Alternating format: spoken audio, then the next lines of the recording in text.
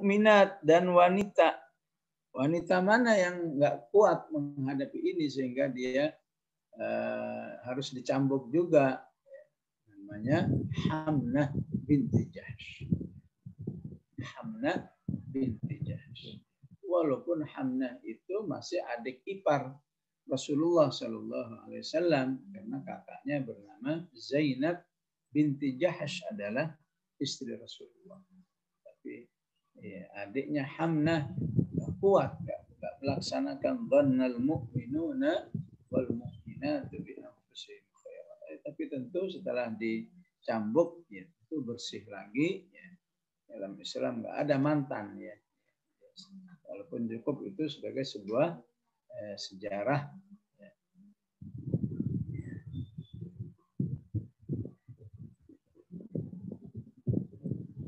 Maka umumnya orang-orang beriman, khususnya Abu Ayyub Al-Ansari, adalah orang-orang yang terbiasa, ya, berhusnudzan kepada orang lain, sehingga ketika kejadian ini, ya, terselamatkan.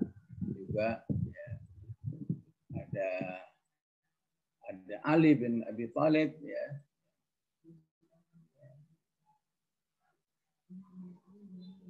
Dalam hadis, ya, kebiasaan ini atau akhlak yang baik ini dianjurkan sampai dalam bentuk, ya, az-zabbu, ya. Sampai dilanjutkan dengan akhlak az-zabbu, ya. Apa itu az-zab? Ya.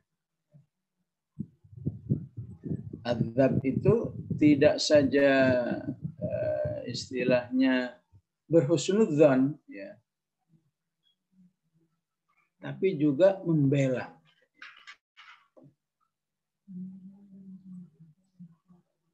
Si fulan, si fulana begini. Ya. Bukan sekedar saya nggak percaya tapi diem. Ya. Tapi melakukan az-zabbu itu langsung membantah. Ya. Nggak mungkin. Ya. Yang saya tahu dia itu begini. Ya. Jadi tidak percaya dan membelanya, maka itu menjadi sesuatu yang lebih istimewa lagi di sisi Allah Subhanahu wa taala. Dalam sebuah hadis sahih, Rasulullah sallallahu alaihi wasallam bersabda, ya, man dzabba, ya, man dzabba an akhihi, gimana hadisnya, ya, kana lahu ayyu'tiqahu minan nar. Barang siapa yang membela saudaranya, ya, apakah membantah, ya, apakah meluruskan, memberi kesaksian, itu namanya dzabba. Jadi balik dzabba ini, ya, tidak saja ada sebuah pahala, ya, tapi janji bahwa Allah Subhanahu wa taala akan menyelamatkan orang yang suka membela saudaranya itu dengan diselamatkan dari api neraka. Man dzabba an lahmi akhihi bil maghibati kana haqqan 'ala Allah ay yu'tiqahu minan nar. Maka wajib bagi Allah membebaskan manusia yang membela saudara. Jadi kalau sudah sampai membela itu lebih keamanannya lebih tinggi lagi, itu keamanan tidak terlibat, ya. Ini memang harus menjadi akhlak, ya, orang beriman dalam segala momen, ya. Apakah dalam momen, ya, umum misalnya, ya, ada sebuah keputusan misalnya, ya,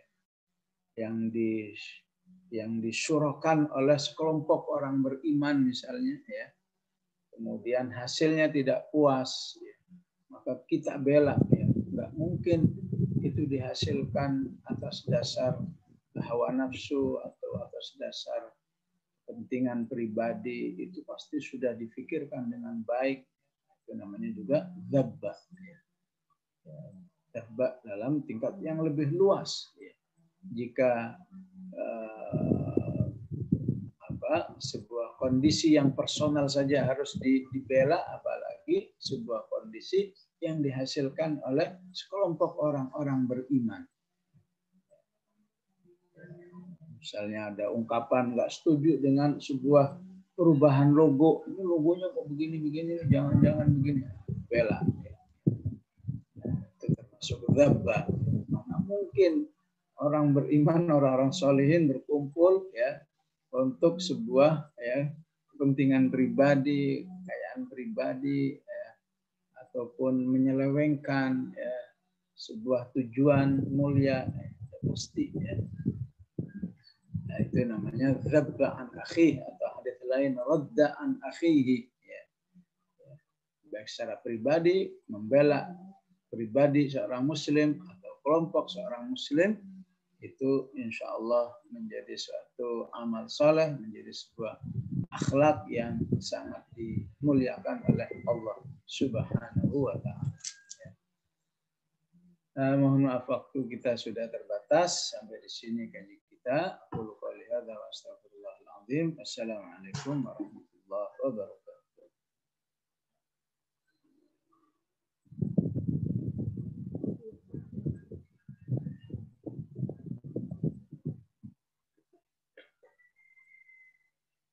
Belum dibuka ini.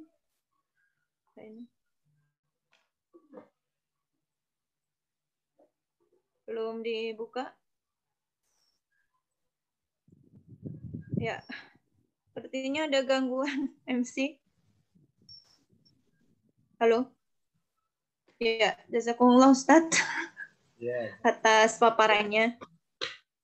Semoga aja apa yang dipaparkan Ustadz tadi menambah wawasan kita ya, agar kita semakin memahami ayat-ayatnya ini, dan semoga aja kita semakin bisa ini ya berhusnudzon ataupun tadi ya melakukan pembelaan-pembelaan yang dapat kita lakukan mungkin itu.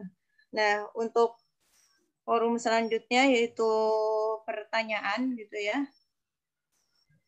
Mungkin akan diberikan ke yang mau bertanya duluan. Kalau mau langsung boleh mengangkat ini ya tangannya yang di raise hand itu. Tapi kalau nggak ada akan saya tanyakan dulu, bacakan dulu pertanyaannya.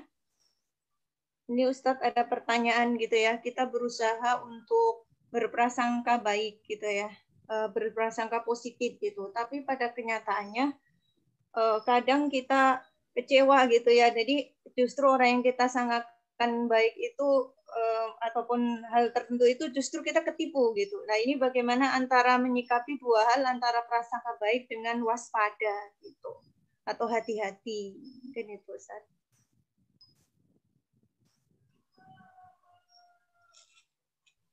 Ya, memang ini sebuah kondisi yang sangat disebut dilematis, atau memang sampai dalam bab ini pun orang beriman itu ya, dalam ujian Allah Subhanahu wa Ta'ala. Walaupun secara umum seperti yang dikatakan oleh Abdullah bin Umar, ya, ketika Anda merasa tertipu karena husnudzon, kecewa karena husnudzon, ya, harus tetap diyakini bahwa itu jauh lebih baik ya, daripada Anda salah bersuudzon. Ya. Disangka jelek ternyata baik, itu lebih jahat di sisi Allah ya, dibanding dengan dikira baik ternyata jahat. Jadi istilahnya kita juga tidak boleh kecewa terlalu dalam karena husnudzon kita. Karena husnudzonmu kepada saudaramu itu sudah menunjukkan sebuah salamatus sadri. Adapun tertipu dan seterusnya. Maka harus diyakini bahwa itu salah satu apa mau disebut dengan ya apakah resiko ya kehidupan antara manusia dengan yang lain. Tentu siapapun nggak ada yang mau ya, nggak mau husnudzannya kemudian menjerumuskannya kepada ketertipuan. Jangankan sekelas kita ya, sekelas Rasulullah Shallallahu Alaihi Wasallam itu kalau nggak dapat wahyu bisa disebut salah berhusnudzon. Dalam peristiwa Bi'ru Ma'unah, ya, siapa yang nggak suka didatangi oleh utusan dari sebuah negeri, ya Rasulullah, ya, di kampung kami udah banyak yang masuk Islam. Ya. Kami butuh guru-guru Al-Quran. Ya udah pastilah, husnudzon lah. Ya. Orang butuh guru Quran, butuh da'i. Dikirimlah 70 orang. Ternyata sampai di jalan 70 orang ini dibunuh-bunuhin semua. Ya, Rasulullah bisa kita.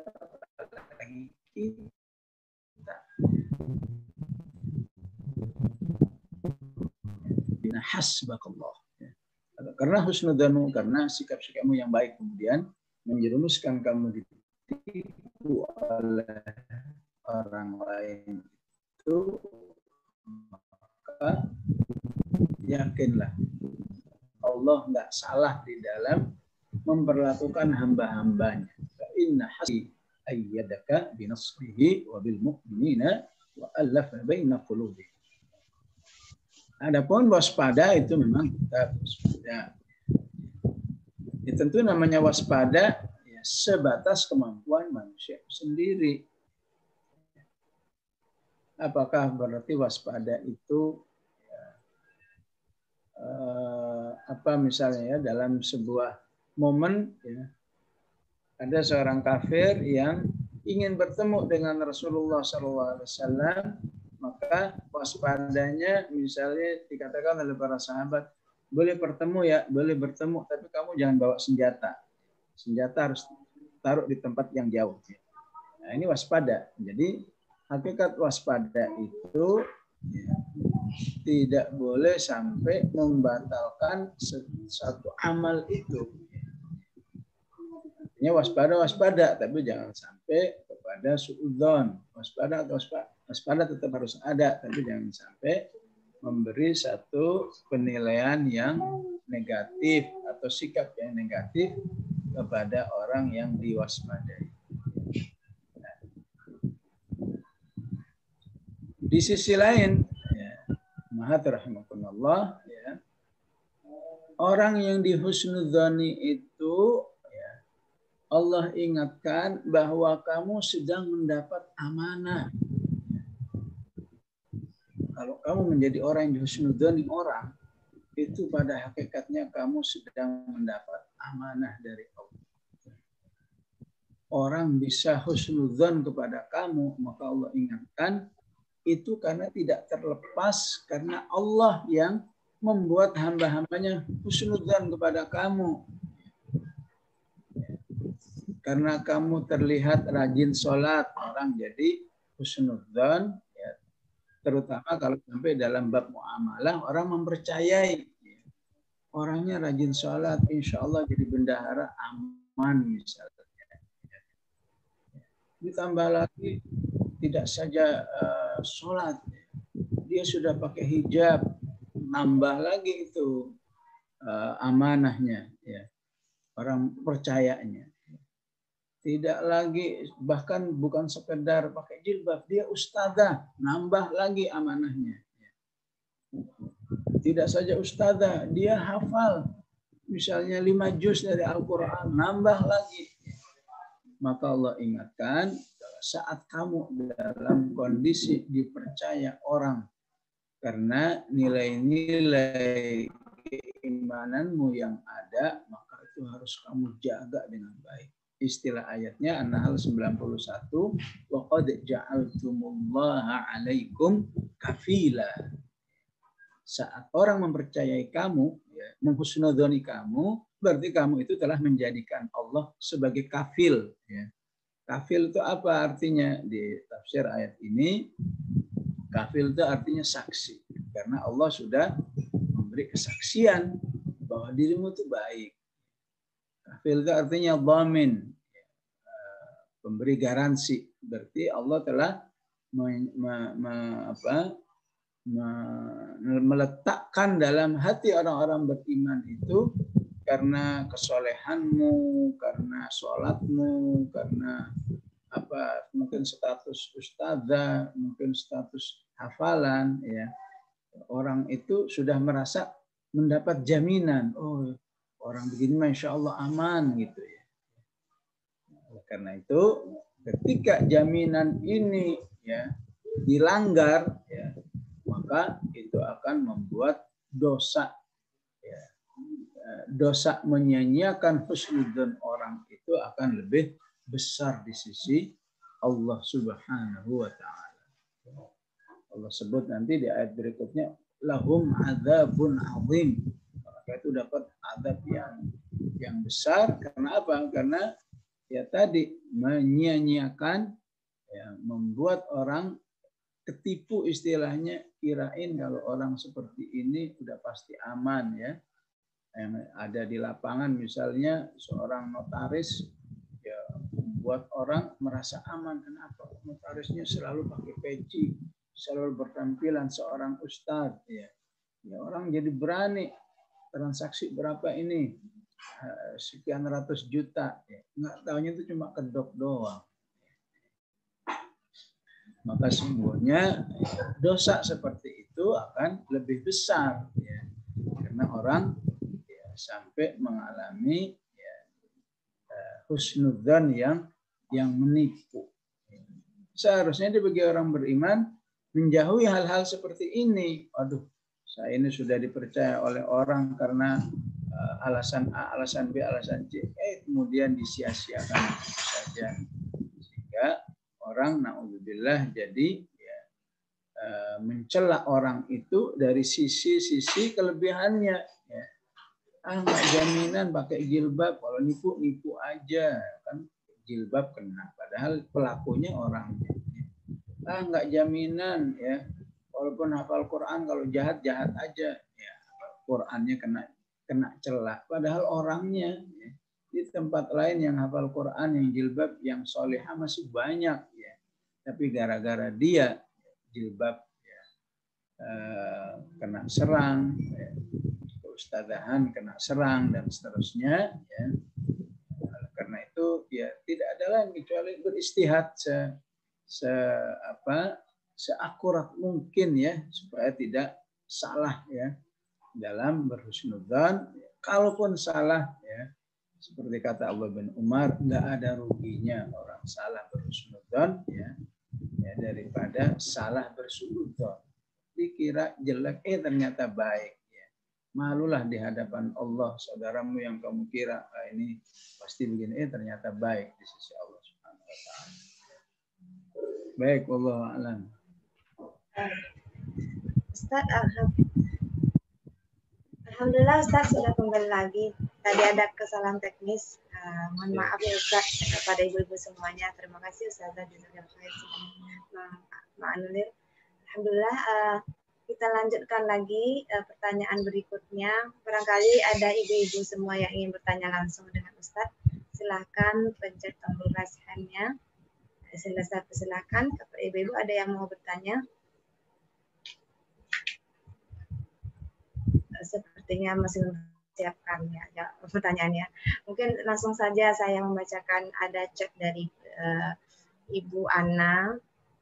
Ini Ustadz, beliau bertanya, izin bertanya Ustadz, bagaimana aplikasi husnudzon kepada sesama muslim dalam konteks kenegaraan, misalnya antara rakyat dengan pemimpinnya atau seseorang yang bertugas sebagai pengawas di dalam institusi tertentu.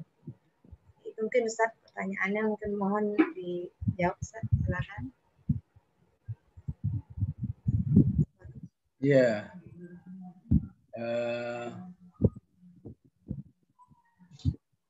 Ya, dalam kehidupan ini tidak terlepas dari misalnya dengan siapa orang yang kita husnudzani itu ya memberikan loyalnya.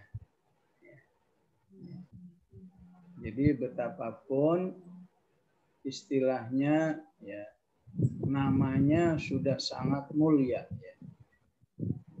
Sebutlah namanya keren ya. Abdul Fattah As-Sisi misalnya. Udah keren ya. Seharusnya berhak mendapat husnudzan yang seluas-luasnya. Tapi coba pelajari. Dia loyalnya kemana? Loyalnya ke Israel. Ini gimana kita bisa husnudzan? Ya. Orang pribadi-pribadi yang diloyali siapa? Yang diloyali ya Trump lah, yang lain-lain dan seterusnya. Sikapnya terhadap para ulama bagaimana? Wah, ribuan ulama yang dibunuh. Ya tentu seperti ini nggak mungkin husnudzon. Jadi kita harus lihat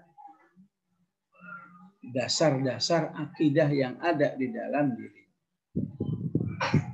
Jadi kalau dasar-dasar akidahnya secara umum baik, ya, kemudian ada riak-riak kecil yang tidak baik, baru di situ kita memberikan husnudzon kita.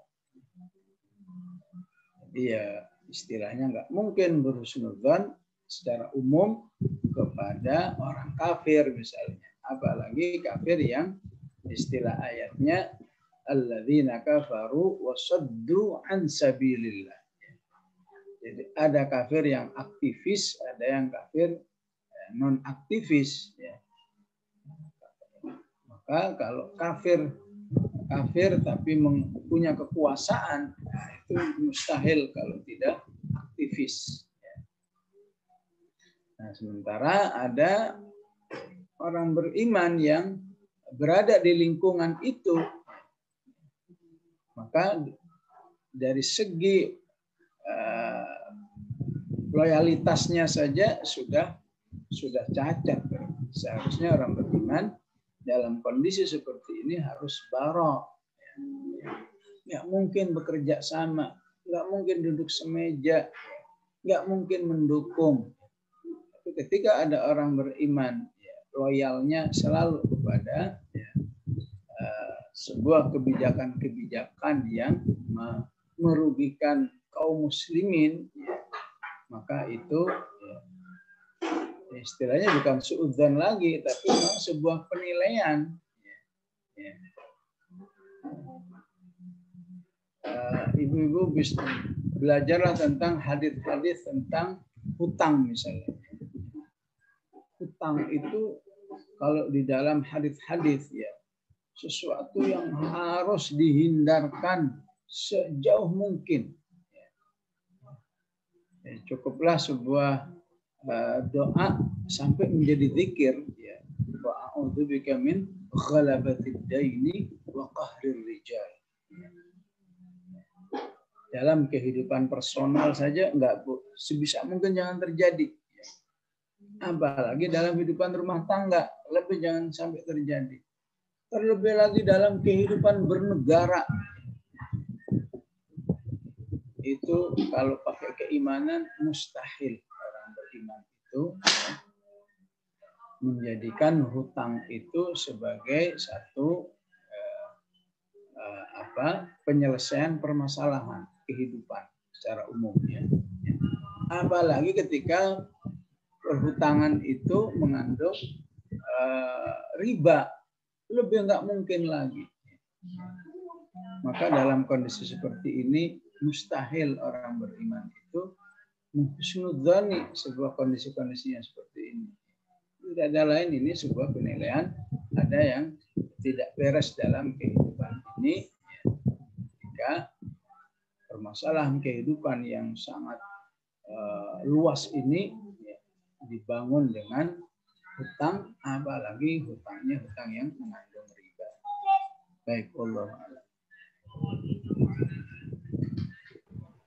Jazakallah khair Ustaz atas jawabannya. Dari pertanyaan Ibu Ana tadi, semoga Ibu Ana bisa memahaminya. Alhamdulillah. Apakah ada yang ibu-ibu lain yang bertanya? Silakan langsung kepada Ustadz. Ada Kak Ibu-ibu? Boleh nanti kalau ya silakan.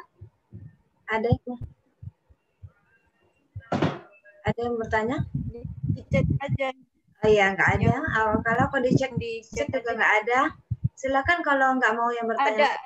Ada. Ada. Coba iya. Dibuka. Ada. Yang privasi. Oke, ya. Baik, kalau saya bacakan ya. Ada pertanyaan. Ada pertanyaan yang di privasi. Cara bertobat menyebar fitnah atau berita bohong di era sekarang, terlebih di medsos itu bagaimana Ustadz? Ya, secara umum hal yang utamanya adalah al-iqla. Al-iqla itu berhenti total, ya. Berhenti total, tidak akan mengulangi lagi. Istilahnya itu pertama dan terakhir. Jika terkait dengan orang lain, ya tidak ada lain. Dia harus mau meminta maaf. Dengan Allah, dia harus semakin meningkatkan ketaatannya, amal-amal solehnya. Sehingga, apalagi kalau jika terkait dengan hal-hal yang berbau perzinahan, al-qadhf, ya. Maka insya Allah, walaupun dirinya belum mengalami cambukan 80 kali, tapi dengan 3 hal itu insya Allah dia hapus dosa-dosanya, diampuni oleh Allah Subhanahu wa Ta'ala.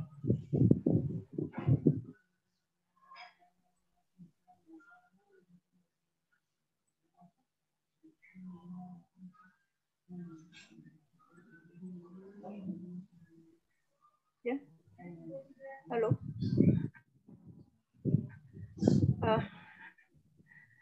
Ustadz, masih ada waktu? Ya, sekali lagi masih ada insya Allah.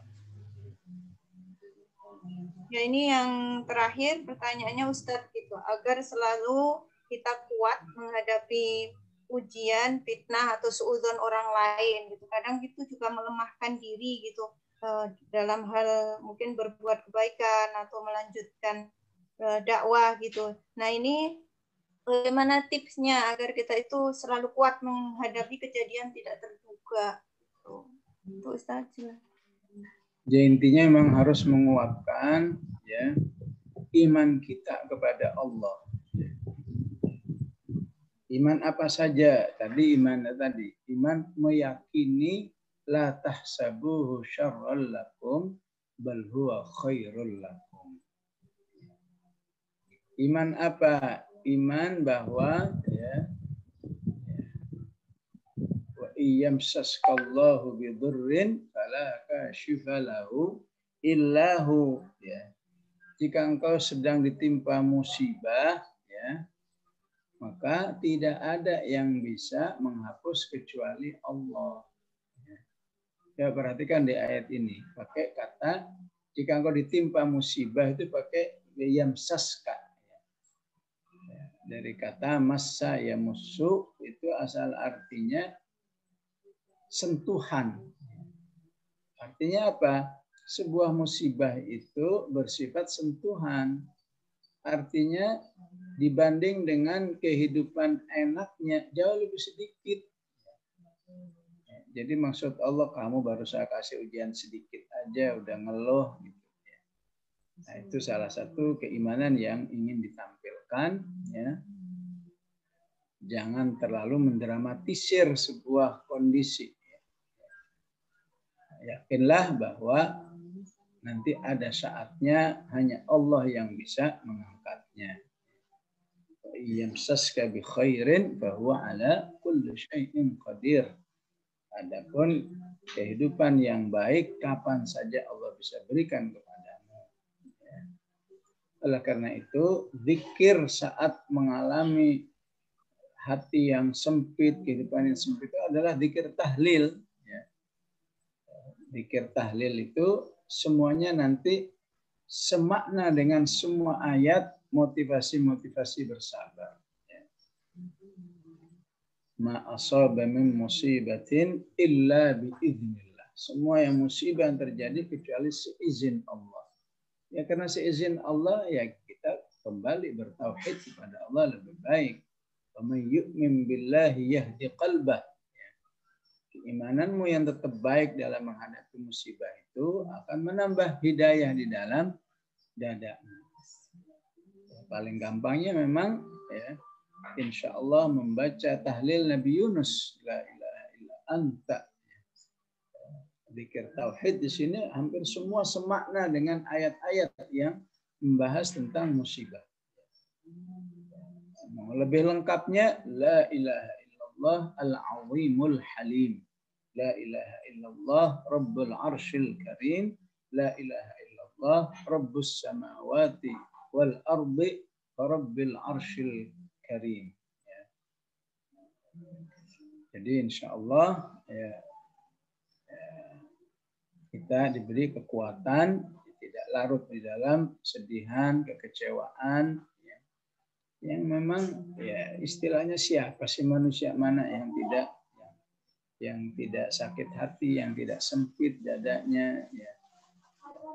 Sekelas Aisyah radhiyallahu anha sampai mengatakan ya lam arqa bidam'in wa lam aftahil binaumin. Enggak berhenti ini air mata mengalir, enggak bisa tidur ya. Maka bersyukurlah sebagian manusia yang kalau banyak masalah jadi banyak tidurnya, itu lebih bersyukur lagi ya. Atau sebagian manusia yang kalau banyak masalah ya lebih banyak makannya. Wah, itu ya, insya Allah salah satu pertolongan dari Allah, lebih sering kulinernya. Ya. Udah itu nggak olahraga ya bahaya lagi. Namun tadi bal huwa khairul lakum. Menjadi khairul lakum ketika momen ini kamu jadikan untuk memperkuat hubunganmu dengan Allah Subhanahu wa taala. Tidak menyerah dengan keterbatasan dirinya sebagai manusia. Namanya manusia, wa khuliqal insanu dha'ifa. Manusia itu lemah, ya. Manusia itu khuliqal insanu min ajal, ya. Manusia itu maunya hidupnya lurus terus, ya. Padahal makanannya aja nggak mungkin lurus terus, ya. Pasti kadang-kadang makanan ada yang pahitnya juga, apalagi yang suka pare, ya. Dinikmati saja, apalagi yang suka ngopi, maunya yang pahit, ya. Hidupnya begitulah, jangan manis semua. Ada sisi pahitnya, tapi ada manusia yang apa yang dimakan ternikmati pahitnya, ada yang nggak bisa. Baik, Allah.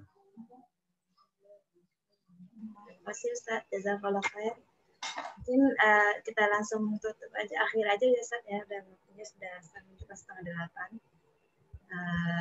Alhamdulillah. Ya, terima kasih. Kita sampai pada akhir acara kita hari ini, kajian kita hari ini. Semoga kita terhibur.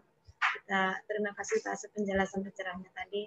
Semoga kita semakin siap, sabar menghadapi segala ujian kita yang menimpa kita. Dan alhamdulillah dengan penjelasan Ustaz tadi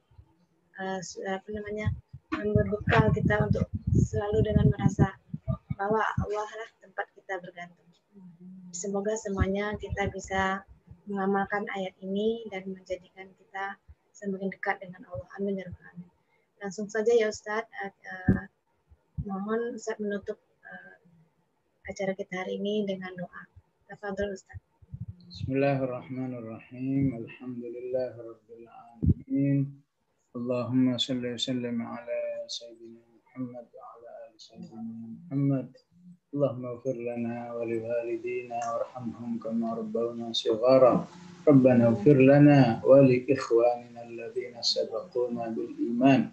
ولا تجعل في قلوبنا غلا للذين آمنوا ربنا إنك رؤوف رحيم ربنا لا تزغ قلوبنا بعد إذ هديتنا وهب لنا من لدنك رحمة إنك أنت الوهاب اللهم ربنا هب لنا من أزواجنا وذرياتنا قرة أعين واجعلنا للمتقين إماما اللهم إنا نسألك موجبات رحمتك وعزائم مغفرتك والسلامة من كل إثم والغنيمة من كل بر والفوز بالجنة والنجاة من النار ربنا اللهم ارحمنا بالقرآن واجعله لنا إماما ونورا وهدى ورحمة اللهم ذكرنا منه ما نسينا وعلمنا منه ما جهلنا وارزقنا تلاوته آناء الليل وآناء النهار